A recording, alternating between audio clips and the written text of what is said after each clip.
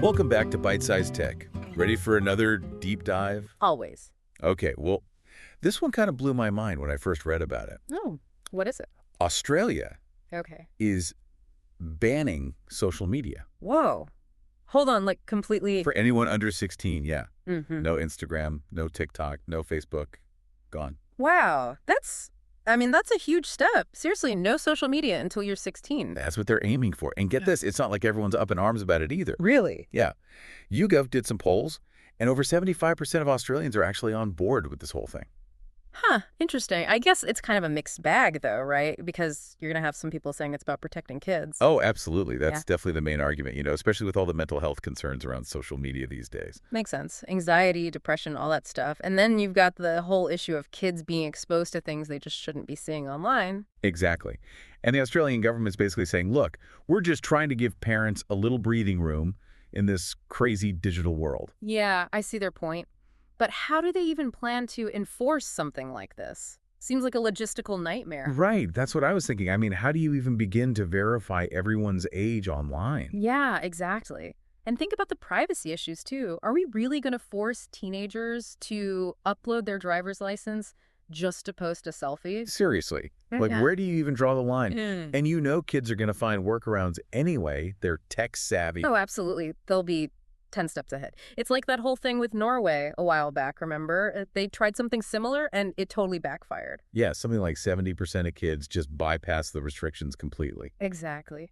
It highlights just how difficult it is to enforce these sweeping bans, especially when you're dealing with something as ingrained as social media. It's not like you can just flip a switch and suddenly the internet is a safe space for everyone. Nope, definitely not. So Australia is making this big move.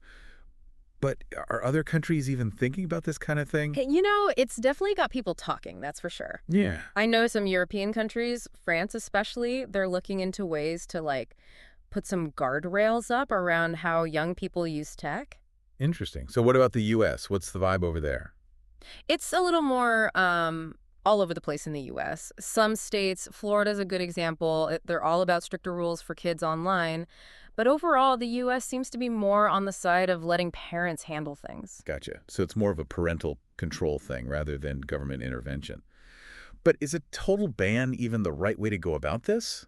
I mean, shouldn't we be focusing on making these platforms safer in the first place? That's a good point. There are definitely people who believe that just banning things outright could actually cause more problems, like UNICEF, for instance. Well, Yeah, they think these kinds of bans could end up preventing kids from getting information they need or connecting with other people, especially kids who might be feeling isolated.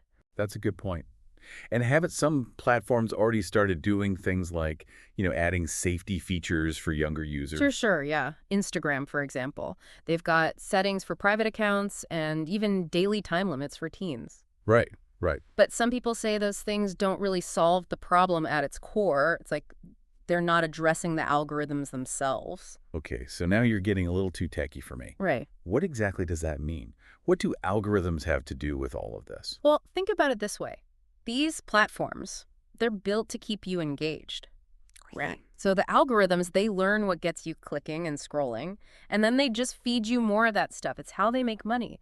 They want users, especially young ones, hooked. So even if you have all these safety features, the way the platform is designed might be working against those very features. It's kind of like, yeah, you're fighting an uphill battle. And that's why some people think self-regulation by tech companies just isn't enough. It's a tricky situation for sure. Trying to protect kids without, totally shutting them out of the digital world, it's a tough one. So where do we go from here? That's the million-dollar question. Who gets to decide all of this? The governments, parents, maybe even the tech companies themselves. It's a tough spot, right? I mean, technology and social media especially, it's so woven into our lives now, figuring out where to draw the line, especially for kids, it's tricky. Oh, it is. There's no doubt about that. We can't just, unplug from everything. But we also can't ignore the risks. It's about finding that balance, using technology for good while keeping young people safe. And this isn't something lawmakers can just solve on their own, is it?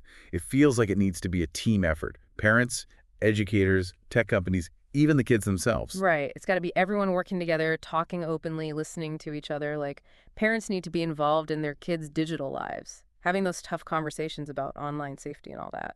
And teachers, too. They have a huge role to play in teaching kids how to think critically about what they see online, helping them navigate this whole digital world safely. And hopefully the tech companies are on board with all of this too. Like, they have a responsibility to create platforms that are actually safe for kids, right? I think so, yeah. It can't just be about surface level fixes. They need to really think about how their platforms are designed, how they use algorithms, how to create a healthier online environment overall. So maybe Australia's ban, even if it's controversial, maybe it's a good thing in a way. Like, it's getting these conversations started. I think you're right. It's definitely got people thinking. Right. Whether other countries follow their lead, who knows? But this is a conversation that's not going away anytime soon. Definitely not. Yeah. Well, you've given us a lot to think about today. It's a complicated issue, no easy answers, but being aware of the challenges is definitely a good first step. For sure. And it's not just about Australia. It's about making sure the digital world is a safe and positive place for everyone, especially for young people who are growing up with all of this. So we want to hear from you. What do you think about all of this? Are bans the answer? Or are there other ways to protect young people online? Share your thoughts, your ideas, maybe even some solutions. This is something we need to figure out together. Yeah. Let's make the internet a better place for everyone. Thanks for tuning in to Byte-Sized Tech. If you enjoyed the episode, like, comment, share, and subscribe for more fun tech discussions.